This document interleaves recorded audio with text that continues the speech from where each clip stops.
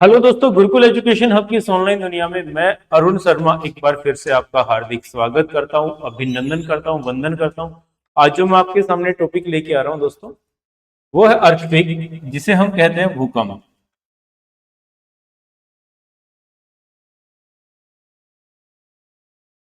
जिसे हम क्या कहते हैं दोस्तों? भूकंप कहते हैं।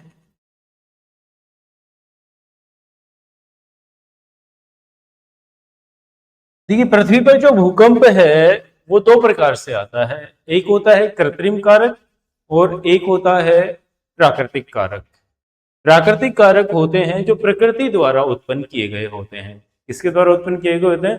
प्रकृति द्वारा जो कारक उत्पन्न किए जाते हैं वो प्राकृतिक कारक होते हैं।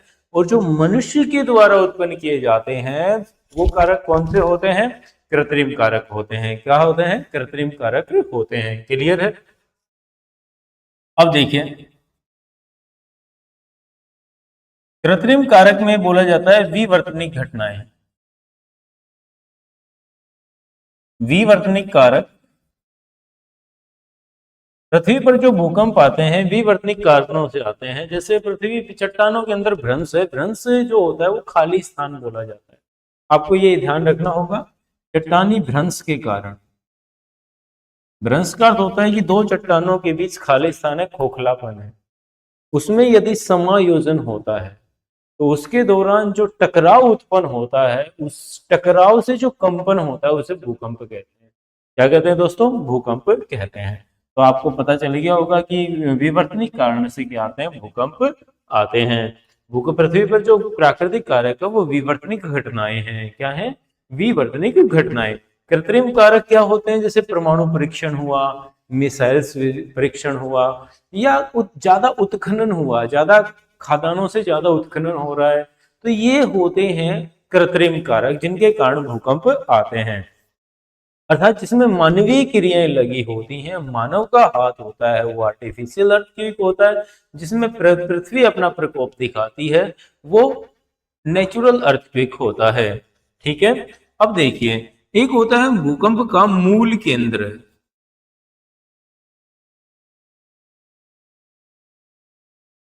एक होता है अधिकेंद्र।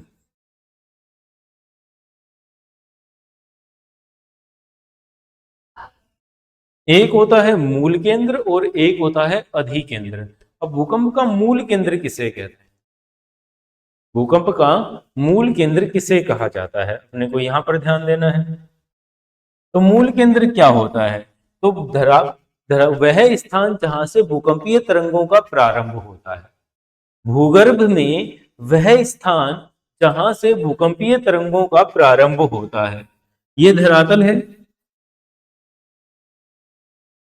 ये भूगर्भ है। मान लो कि यहां से भूकंप की आपस में चट्टानें टकराए और यहां से कंपन शुरू हुआ, तरंगे निकली, तो तरंगे तो चारों तरफ जाएंगी ना दोस्तों। देखो, तरंगे चारों तरफ जाएंगी। ठीक है? तो भूगर्भ में वह स्थान जहां से भूकंपीय तरंगों का प्रारंभ होता है, जहां से भूकंपीय तरंगों का क्या होता है? प्रारंभ होता है, उसे भूकंप का मूल केंद्र कहते हैं। और मूल केंद्र को दोस्तों उद्गम केंद्र भी कहा जाता है।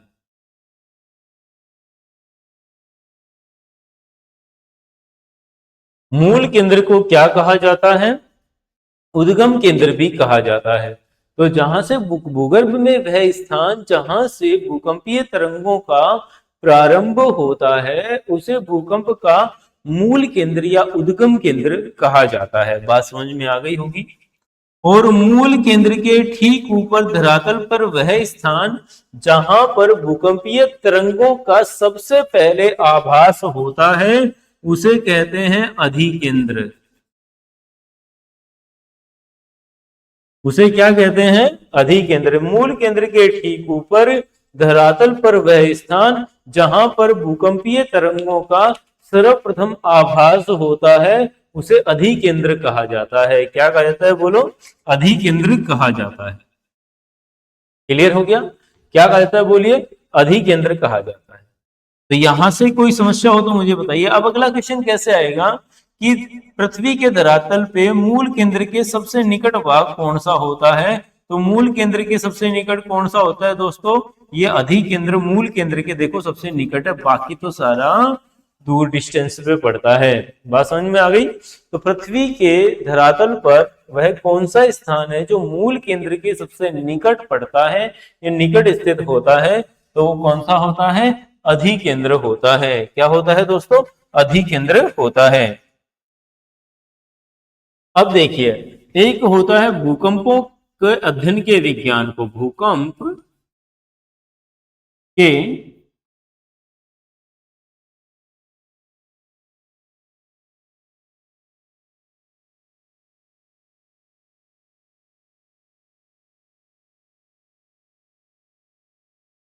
भूकंप के अध्ययन के विज्ञान को क्या कहा जाता है? तो भूकंपों के अध्ययन के विज्ञान को सिस्मोलॉजी कहा जाता है।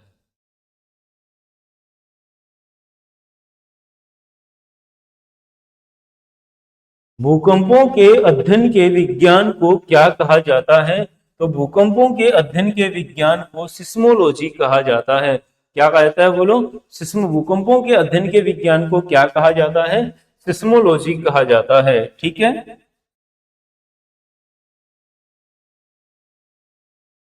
भूकंप मापी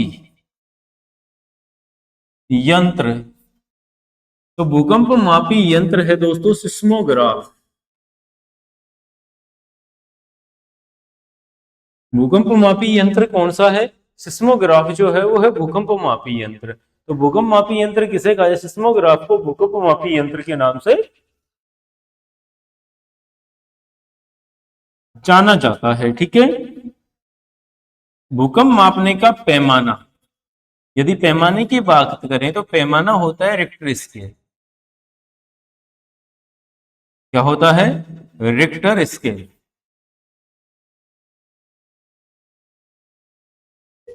ठीक है। रिक्टर स्केल का निर्माण किया था चार्ल्स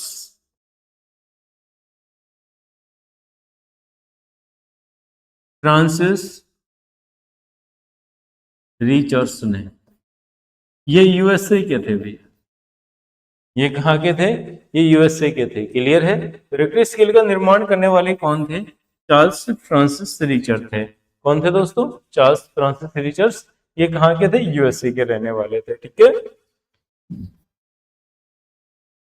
अब यहां पर देखिए, रिक्टर स्केल की गति के आधार पर दोस्तों भूकंपों को 3 भागों में बांटा गया है। रिक्टर स्केल की गति के आधार पर भूकंपों को कितने भागों में बांटा गया है? 3 भागों में बांटा गया है। एक तीव्र गति से चलने वाला भूकंप, तीव्र गति वाला भूकंप, मध्यम गति वाला भूकंप और धीमी गति वाला भूकंप। रिक्टर स्केल की गति के आधार पर धीमी गति वाला भूकंप 1 से 3 की गति तक मापा जाता है रिक्टर स्केल पर। मध्यम गति वाला 3.1 से 6 की गति तक मापा जाता है और तीव्र गति वाला 6.1 से ऊपर तक माना जाता है। अब आगे देखिए, भूकंपों की तरंग या भूकंपीय तरंगे कितने प्रकार की होती हैं? जो वेव्स होती हैं वो कितने प्रकार की होती हैं? तो भूकंपीय तरंगों को 3 भागों में बांटा गया है। भूकंप की जो तरंग है ये कितने प्रकार की होती हैं? 3 प्रकार की होती हैं। 3 भाग हैं इसके। एक तो होती है दोस्तों पी तरंग, एक होती है एस तरंग,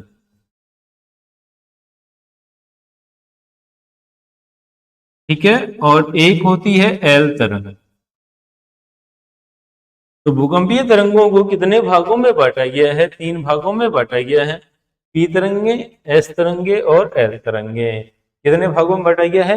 एक तो होती है पी तरंगे, एक होती है एस तरंगे और एक होती है एल तरंगे। ठीक है। पी तरंगों को प्राथमिक तरंगे भी कहा जाता है, प्राइमरी तरंगे या प्राथमिक तरंग भी कहा जाता है। ये भूकंप की सबसे तेज गति से चलने वाली तरंगे होती हैं दोस्तों।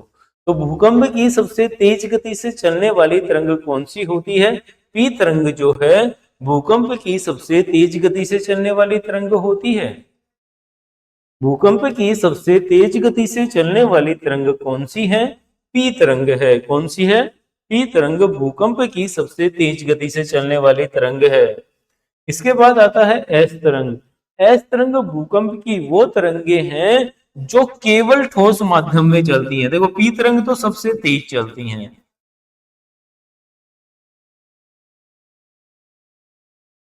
एस तरंग केवल ठोस माध्यम में चलती हैं।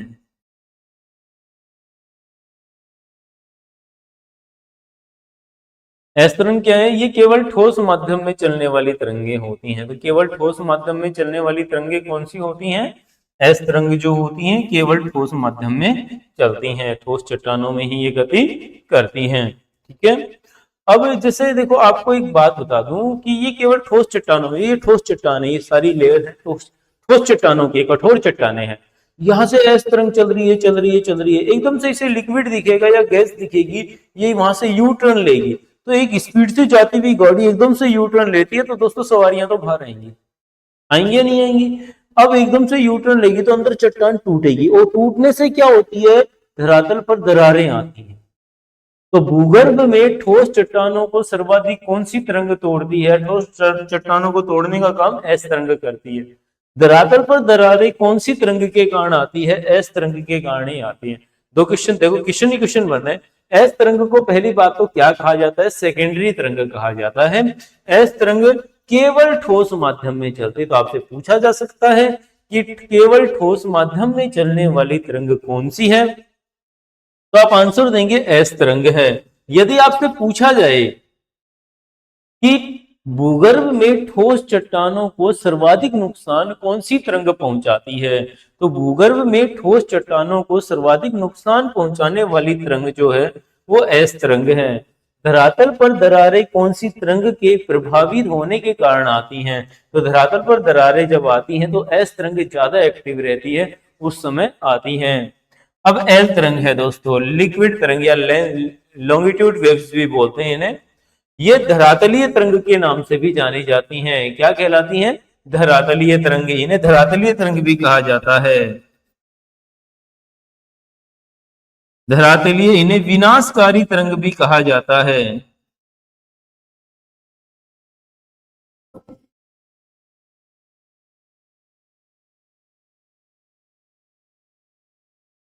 इन्हें धरातलीय तरंग या विनाशकारी तरंग के नाम से भी जाना जाता है। तो धरातलीय तरंग या विनाशकारी तरंग के नाम से कौन सी तरंगे जानी जाती हैं? तो कौन सी जानी जाती हैं? एल तरंग।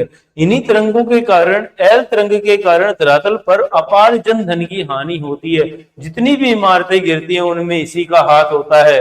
देखो पी तरंगे तेज गति से चलती हैं, नुकसान नहीं पहुंचाती हैं, सीधी निकल जाती हैं। एल तरंगे ये तो अलग प्रकार का नुकसान करती हैं, केवल भूगर्भ में ठोस चट्टानों में गति करती हैं और ठोस चट्टानों को तोड़ देती हैं, जिसके कारण से धरातल पे क्या आ जाती है? दरारें। ठीक है। तो ठोस चट्टान, भूगर्भ में सबसे ज्यादा ठोस चट्टानों को तोड़ने वाली तरंग कौन सी है? एस तरंग है। कौन सी है? एस तरंग। और भूगर्भ न धरातल पर दरारें कौन सी तरंग कारण से? एस तरंग के कारण ही आती हैं, सेकेंडरी तरंग। लिक्विड वेव्स या लॉन्गिट्यूड वेव्स का क्या काम है? इन्हें धरातलीय तरंग या विनाशकारी तरंग या विध्वंसकारी तरंगों के नाम से भी जाना जाता है। विनाशकारी तरंग, विध्वंसकारी तरंग या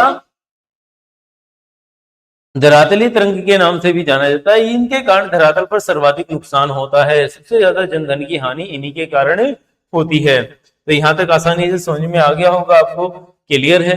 आगे चलें। अब देखिए,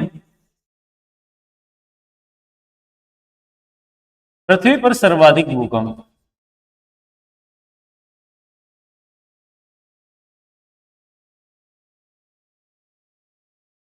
परिप्रशांत क्षेत्र में आते हैं।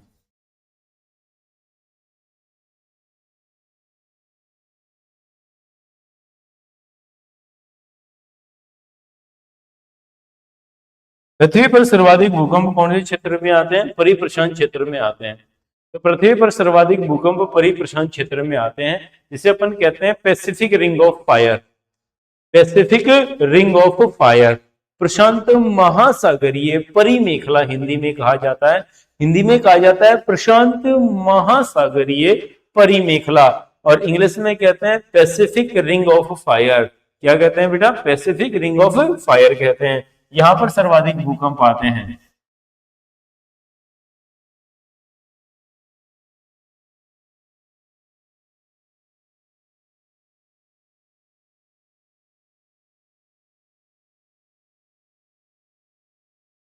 और देशों में सर्वाधिक भूकंप कहाँ पे आते हैं? तो देशों में सबसे ज्यादा भूकंप जो आते हैं वो जापान में आते हैं।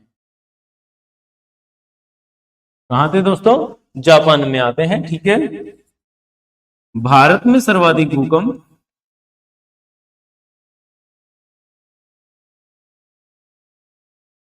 पूर्वी भारत या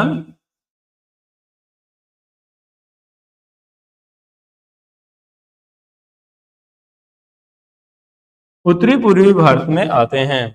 पूर्वी भारत या उत्तरी पूर्वी भारत में सबसे ज्यादा भूकंप आते हैं। क्लियर है? आपको ध्यान होगा 26 जनवरी 2000, 26 जनवरी को 2000 को भारत के गुजरात क्षेत्र में बड़ा भूकंप आया था, जिसके कारण कई हजार लोगों की जान चली गई थी। तो यहाँ तो वैसे तो हर क्षेत्र में अलग अलग समय पे भूकंप आते रहते हैं, लेकिन ये क्षेत्र जो है बेसिकली भूकंप प्रभावी है, जहाँ पे रेगुलर भूकंप के झटके महसूस किए जाते हैं।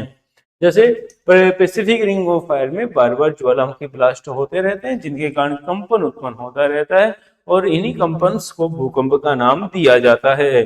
यदि आपसे पूछे कि कौन से देश में आते हैं, तो सबसे ज्यादा भूकंप कहाँ पे आते हैं? जापान में आते हैं। कहाँ पे आते हैं दोस्तों? जापान में आते हैं। और यदि बात करें भारत के में कहाँ पे आते हैं, तो पूर्वी भारत और उत्तरी पूर्वी भारत में भारत के अंदर भूकंप आते रहते हैं।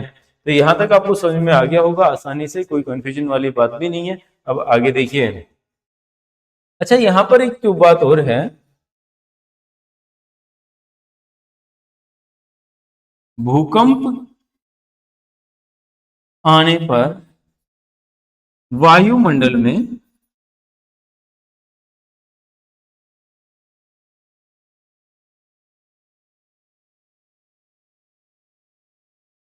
कौन सी गैस की मात्रा अधिक हो जाती है?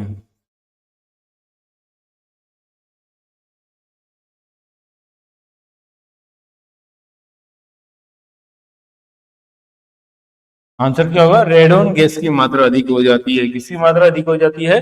रेडोन गैस की मात्रा अधिक हो जाती है। किसकी मात्रा अधिक हो जाती है भैया?